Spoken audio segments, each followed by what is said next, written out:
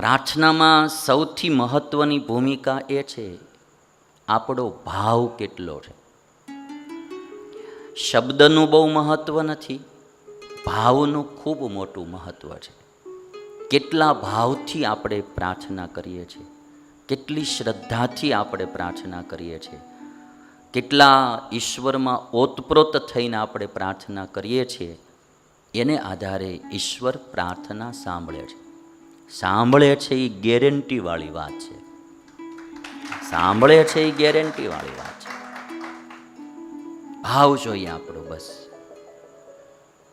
એટલે ગાંધીજી કહેતા કે મારી કોઈ પ્રાર્થના અધૂરી રહી નથી. ઈશ્વરે બધી સાંભળી છે.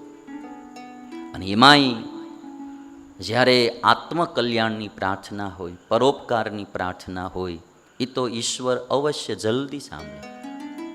કંઈક આપણા સ્વાર્થની હોય તો હજી બી થોડો વિચાર કરે. પરમાર્થની પ્રાર્થના, આત્મકલ્યાણની પ્રાર્થના, એને જે ગમે છે એવી પ્રાર્થના. તમે હનુમાનજી આગળ જઈને પ્રાર્થના કરો કે મને આ વર્ષમાં 5 કરોડ રૂપિયા અપાવજો, તો હજી વિચાર કરે કે આને ક્યાંથી દેવડાવવા.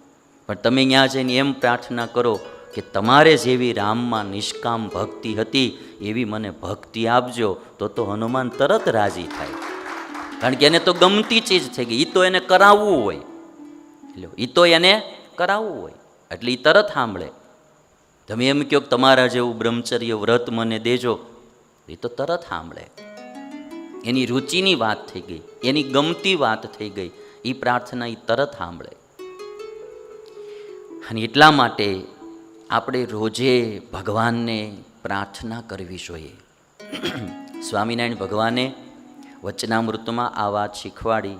મહારાજ કે અમે ભગવાનને રોજ દંડવત કરતા, એથી એક અધિક દંડવત કર્યો. શુકમુનિએ તરત પૂછ્યું કે અધિક દંડવત શા માટે? તો મહારાજે તરત ત્યાં એ પ્રાર્થનાની, સુજીજી મહારાજે 2-3 વાત, કામાદિક દોષોથી મારી રક્ષા કરજો અને રખે કોઈનો મારાથી દ્રોહ ન થાય, એવી પ્રાર્થના ભગવાનને કરી. એટલે આ બધા શાસ્ત્રોના આધારે અને થોડા કંઈ મારા આધ્યાત્મિક કે જે કંઈ સાધુ જીવનનો આધાર, એને આધારે મારે તમને આજ 5 પ્રાર્થનાઓ બતાવવી છે. તમારા જીવનમાં તમારે કંઈક શારીરિક પ્રોબ્લેમ હોય ને ભગવાનને પ્રાર્થના કરો, કંઈક પારિવારિક પ્રોબ્લેમ હોય ને ભગવાનને પ્રાર્થના કરો, કંઈક તમારે ધંધાકીય મુશ્કેલી હોય ને પ્રાર્થના કરો, એ કરો, એની કોઈ ના નથી મારી. પણ સાથે સાથે આજની જે હું 5 પ્રાર્થના કહું, એ 5 પ્રાર્થના રોજ કરવી. ઓલી કરજો, તમારી કાંઈ આવશ્યકતા પ્રમાણેની પ્રાર્થના હોય એ કરજો. ન થાય તો બેટર, આ લોકની માટે એને બધી ખબર જ હોય. પણ આ તો છતાંય એવું લાગે, કોરોના થયો હોય તો ન કરવી હોય તો થઈ જ જાય કે ભાઈ આમાંથી કાઢજો બહાર, કારણ કે પરિસ્થિતિ જ એવી હોય એમ. એટલે એમાં પ્રાર્થના થઈ જાય. અમુક એવી મુશ્કેલી આવે તો કરાય, એમાં કંઈ વાંધો નહીં. ભગવાન આપણી માં છે, એ આપણા બાપા છે. તમે એવ માતા, તમે એવ પિતા. એટલે દીકરા એની આગળ માગીએ કે એની કંઈ ના નહીં. પણ એ આપણે જે માગીએ છીએ, જે કંઈ કરીએ છીએ, એ આ દેહના સગા સંબંધીને આ લોક માટે કરીએ છીએ. અને આ દેહ અને દેહના સગા સંબંધીને આ લોક, એની એક લિમિટ છે, એનું એ અમુક સમય પૂરતું છે. એક દિવસ એનો વિનાશ થવાનો ને થવાનો. ટૂંકમાં એ બધી ચીજ નાશવંત છે. એનો એક દિવસ નાશ થવાનો.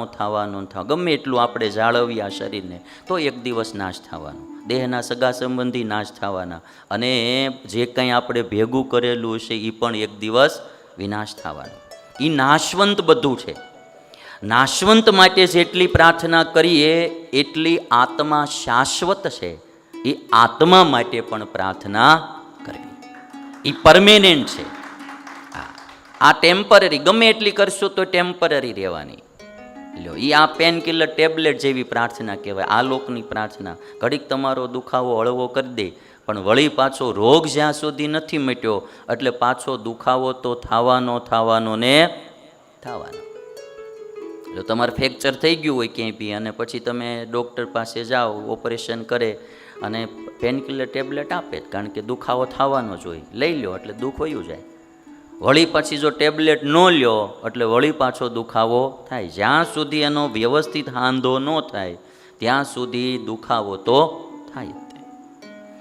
એમ આ લોકમાં આપણે સેટિંગ માટે કાંઈ પણ પ્રાર્થના કરીએ એ પેઇન કિલર ટેબ્લેટ જેવી છે, પણ એ જરૂરી છે શું કરવા કે દુખાવો સહન થતો જ ન હોય એટલે પેઇન કિલર લેવી જ પડે. પેઇન કિલરનો એક તમને નિયમ ખબર હશે કે જ્યાં તમને કોઈ બી જગ્યાએ ઓપરેશન કાપીને કર્યું છે એટલે એ દુખાવો થવાનો જ, હાંધ્યું હોય અટાણે. અત્યારે તો ઓલું ઇન્જેક્શન મારીને બેરું કરીને બધું ઓપરેશન કરી દીધું હોય, પછી જેમ એનો પાવર ઉતરે એટલે દુખાવો થાય, એટલે ડૉક્ટર એ ટેબ્લેટ આપી જ હોય. દુખાવો પેનકિલર જ્યાં સુધી તમે વધારે લેતા રહ્યો ત્યાં સુધી રૂજ જલ્દી ન આવે. હા, જેટલી તમે એને ઓછી લ્યો એટલી, કારણ કે એવડો એ બેરું જ રહેવાનું ત્યાં સુધી, એટલે એમાં એની રૂજ નહીં આવે. ઓછી લ્યો તો તરત રૂજ આવે. પણ દુખાવો એટલો ભયંકર થાય એટલે માણસને ન છૂટકે શરૂઆતમાં થોડાક દિવસ લેવી પડે, પછી ધીરે ધીરે બંધ થઈ જાય. એમ આ લોકમાં સેટિંગ ન હોય, ખાવાનું ઘટતું હોય, પહેરવાનું ઘટતું હોય અને માથાકૂટના પાર ન હોય. એક ભાઈ મને કાલ કહેતા મારા દીકરાને લગ્ન કર્યા, એ કે એવું કઝાડું આવી ગયું ને 2 મહિનામાં તો ઠકવી નાખ્યા અમને બધાએ. 2 મહિનામાં મન કે પછી 11 લાખ દઈને છૂટું કર્યું. એ કે 2 મહિનામાં લ્યો. હા, રતો છે ને એને એની પત્ની માથા ભારે આવી ગયેલી, તે રતો કોર્ટમાં વકીલ પાસે ગયો સલાહ લેવા કે સાહેબ મારે આ છૂટાછેડા કરવા છે. સાહેબ કે ભાઈ 50,000 ફી થાય. તો એ કે ભાઈ સાહેબ તમે મારા કોર્ટ મેરેજ તો 5,000માં કરાવ્યા હતા અને આ છૂટાછેડાના 50,000. કે એટલે વકીલ કે બંધન કરતાં મુક્તિની કિંમત વધારે ચૂકવવી પડે. બંધન કરતાં મુક્તિની કિંમત વધારે ચૂકવવી પડે, એટલે એ કરવું પડે. એટલે કહેવાનું કે આ બધી જે પ્રાર્થનાઓ આપણે કરીએ એ ટેમ્પરરી, દુઃખ હોય એટલે કરવી પડે, પણ એક વાત યાદ રાખવી કે શાશ્વત પ્રાર્થના પણ રોજ કરવી. નાશવંત માટે કરીએ તો શાશ્વત માટે પણ પ્રાર્થના કરીએ. જન્મ મરણ જે છે એ પરમેનન્ટ રોગ છે, અને જન્મ મરણ રૂપી રોગ જ્યાં સુધી ન ટળ્યો ત્યાં સુધી આત્માને દુઃખ કે ચિંતા એ ટળવાના નહીં. આજે આ દેહ પડ્યો ને ક્યાંક બીજે જન્મ ધારણ કર્યો, વળી પાછું જન્મવાનું, વળી સેટિંગ કરવાનું, વળી પાછું મરવાનું, આ રિયાજ કરવાનું. આપણી હિન્દુ ફિલોસોફી આત્માને શાશ્વત માને છે. આપણી હિન્દુ ફિલોસોફી પુનર્જન્મમાં માને છે. કાલે મેં ગીતાના બધા શ્લોકો તમને સંભળાવ્યા.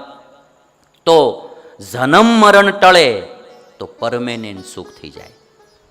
લ્યો, નિત્યો નિત્યાનામ ચેતનશ્ચેતનાનામ એકો બહુનામ યો વિદધાતિ કામાન તમ આત્મસ્થમ યેનું પશ્યંતિ ધીરાહ તેષામ શાંતિ શાશ્વતી નેતરેષામ. કઠોપનિષદમાં યમ રાજા નચિકેતાને આ વાત કરે છે કે બેટા, અનેક ચેતનોનો પણ જે ચેતન છે, જે નિત્યનો પણ જે નિત્ય છે, નિત્યાનામ ચેતનશ્ચેતનાનામ એકો બહુનામ યો વિદધાતિ કામાન, એક ઈશ્વર અનેકોની મનોકામના પૂર્ણ કરે છે.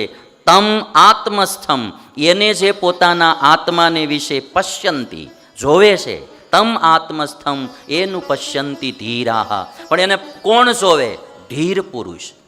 જે આ લોકમાં ન લેવાય એવા કોઈ ધીર પુરુષ હોય એને જોઈ શકે આત્મામાં, અને એવા ધીર પુરુષ જ્યારે એને જોવે ત્યારે તેષામ શાંતિ શાશ્વતી, એને શાંતિ શાશ્વત મળે છે.